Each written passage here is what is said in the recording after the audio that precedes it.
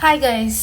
Singer Pravasthi గురించిన controversy అయితే latest ట్రెండింగ్లో ఉందండి. ఈ న్యూస్ గురించి చూసేద్దాం. రియాలిటీ షో అంటే గొడవలు, గోళ్ళు, ఎలిమినేషన్, నామినేషన్స్ ఇవన్నీ కామన్. అయితే పాడతా తీయగా వీటన్నిటికీ విరుద్ధంగా నిర్వహించేవారు ఎస్పి బాలసుబ్రహ్మణ్యం గారు. ఆయన తర్వాత ఆ షోనంతా చరణ్ గారు, ఆయన కుమారుడైన చరణ్ గారు హ్యాండ్ ఓవర్ తీసుకున్నారు. వ్యాఖ్యాతగా కూడా వ్యవహరిస్తున్నారు. సింగర్ ప్రవస్తి చేసిన ఆరోపణలపై స్పందిస్తూ పాడతా తీగ జడ్జి అయిన సింగర్ సునీత్ గారు ఒక వీడియో అయితే విడుదల చేశారు.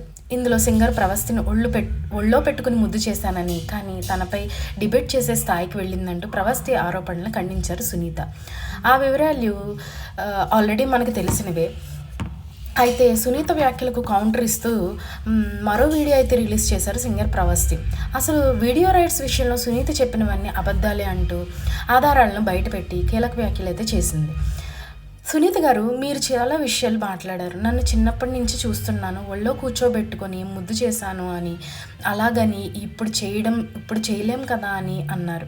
నేను మిమ్మల్ని ఒళ్ళో కూర్చోబెట్టుకోమని అడగడం లేదు మేడం. ఒక మనిషిలా నాకు రెస్పెక్ట్ ఇవ్వమన్నాను. ఒక సింగర్గా నేను ఆ రెస్పెక్ట్ కోరుకున్నాను. మీరు ఆ రీల్లో అంత బాగా మాట్లాడారు. రియల్లో కూడా అంత బాగా మాట్లాడి ఉంటే ఇదంతా జరిగేది కాదేమో. నేను చిన్నప్పుడు ఎలా పాడేదాన్నో ఇప్పుడు అలా పాడడం లేదని అన్నారు. అది మీ ఒపీనియన్, దాన్ని నేను రెస్పెక్ట్ చేస్తున్నా. సాంగ్ సెలెక్షన్ గురించి కూడా మాట్లాడారు. వీడియో రైట్స్ గురించి కూడా మాట్లాడారు. ఇవిగో చూడండి, రైట్స్ ఉన్నాయో లేదో, మాకు దేనికైతే వీడియో రైట్స్ ఉన్నాయో ఆ సాంగ్స్ మాత్రమే ఎంచుకున్నాం. అందులో నుంచి సాంగ్స్ సెలెక్ట్ చేసుకొని ఇచ్చాం. కాబట్టి మీరు చెప్పినట్టుగా నా సాంగ్స్ రిజెక్ట్ చేయడానికి కారణం వీడియో రైట్స్ కాదు. దేని గురించో కూడా చెప్తాను. రాఘవేంద్రరావు గారి స్పెషల్ ఎపిసోడ్లో భాగంగా ఆయన సినిమాల్లోని భక్తి పాటల్లో నేను సాంగ్ సెలెక్ట్ చేసుకుని ప్రొడక్షన్ వాళ్ళకి పంపిస్తే ఇది ఇవ్వడం కుదరదని చెప్పారు. కానీ వేరే కంటెస్టెంట్తో అదే సాంగ్ పాడించారు. మా లిరిక్స్ మర్చిపోయినా కూడా మంచి కామెంట్స్ ఇచ్చారు. మీరు సైకిల్ చేసి మరీ పాడించారు. మరి ఇది పక్షపాతం చూపించడం కాదా మేడం? మీరు మీ జడ్జిమెంట్ చెప్పకుండా ఎందుకు సైకిల్ చేశారనే దానికి మీరు కూడా సమాధానం చెప్పండి. Ilaiyaraaja sir, SP Balu sir ఎపిసోడ్లో మీరు ఒక పాటకి అక్కడ లేకుండానే జడ్జిమెంట్ ఇచ్చేసి వెళ్ళారు. కన్యాకుమారి అనే పాటకు మీరు షోలో లేకుండానే ఎక్కడికో వెళ్ళాలని, ఆ పాటను వినకుండానే ముందే జడ్జిమెంట్ ఇచ్చేసి వెళ్ళిపోయారు. సాంగ్ వినకుండా చూడకుండా మీరు ఎలా జడ్జిమెంట్ ఇచ్చేసి వెళ్ళిపోయారో చెప్పండి. నేను ఎవరెవరి పేర్లో వాడానని అన్నారు. నేను వాళ్ళల్లో 2 పేర్లు మాత్రమే వాడాను. మరో 2 పేర్లు మీరు యాడ్ చేశారు. ఆ 2 పేర్లు నేను ఎక్కడా మాట్లాడలేదు. మీరు ఎక్కడ విన్నారో ఎలా ఉన్నారో నాకు తెలియదు మేడం. వాళ్ళ పేర్లు ఎక్కడా లేదు. శ్రీలిత గురించి నేను పేరు ఎత్తలేదు. నేను అడిగింది ఏంటంటే, లిరిక్స్ మర్చిపోయిన వాళ్ళు, సరిగా పాడలేని వాళ్ళు ఎందుకు టాప్లో ఉన్నారు? లిరిక్స్ మర్చిపోయినా తప్పు కాదు. చేతి మీద రాసుకుని వచ్చి పాడుతుంటే దాన్ని కామెడీగా మార్చేశారు. అప్పుడే అది కాంపిటీషన్ అని గుర్తు రాలేదు. కానీ చివరికి వాళ్ళకే ఎక్కువ మార్కులు వేశారు. ఇది కాదా పక్షపాతం చూపించడం అంటే? మన భారతం అనే సాంగ్కి కూడా చాలా పెద్ద లిరిక్స్ ఉంటాయి. అందులో డైలాగ్స్ కూడా ఉన్నాయి. కానీ నేను ఎక్కడా మర్చిపోకుండా హార్డ్ వర్క్ చేసి పాడాను. కానీ లిరిక్స్ మర్చిపోయి చేతిపై రాసుకుని వచ్చిన వాళ్ళని పొగిడితే కష్టపడ్డ వాళ్ళకి హర్టింగ్గానే అనిపిస్తుంది. మీరు మ్యాంగో మ్యూజిక్ పాడే అవకాశాన్ని ఇచ్చానని మాట్లాడారు. మా గురువు గారు నిహాల్ కొండూరి నాకు ఫోన్ చేసి ఇలా కోరస్ పాడాలని అడిగితే నేను పాడతాను సార్ అని చెప్పాను. అలా నాకు అవకాశం వచ్చింది. నిన్ను మీ అమ్మని సేఫ్గా పంపించమని నేనే చెప్పాను అని కూడా అన్నారు. అసలు ఆ రోజు మా అమ్మ నాతో లోపలికి రానేలేదు. మా అమ్మని లోపలికి రానివ్వలేదు. నాతో పాటు ఉన్నది మీ అసిస్టెంట్. షూటింగ్ అయ్యేసరికి అర్ధరాత్రి అయిపోతుందని చెప్పడంతో దయచేసి డ్రాప్ చేయమని వెళ్ళమని మా అమ్మ నాతో పాటు వచ్చిన అసిస్టెంట్కి రిక్వెస్ట్ చేశారు. ఆ రోజు నాకు ఫీవర్ కూడా ఉంది. నాతో పాటు వచ్చిన మీ అసిస్టెంట్ అక్క మా ఇల్లు పక్కనే కావడంతో నన్ను ఆ రోజు డ్రాప్ చేశారు. ఇది జరిగింది. క్లాసికల్ రౌండ్లో నేను నీ దగ్గరకు వచ్చి మాట్లాడానని ఇది ఎందుకు చెప్పలేదని అన్నారు. అసలు అక్కడ జరిగింది ఏంటంటే, అక్కడ మృదంగం మిస్టేక్ కావడంతో నేను దాన్ని కవర్ చేస్తూ పాడాను. పాటని ఆపలేదు. అది అక్కడున్న వాళ్ళందరికీ తెలుసు. కానీ జడ్జీలు ఏం చేశారంటే, శృతి తప్పింది, తప్పులు తప్పులు జరుగుతుంటాయిలే అని అన్నారు. అందుకే నేను ఆ రోజు బాధపడ్డాను.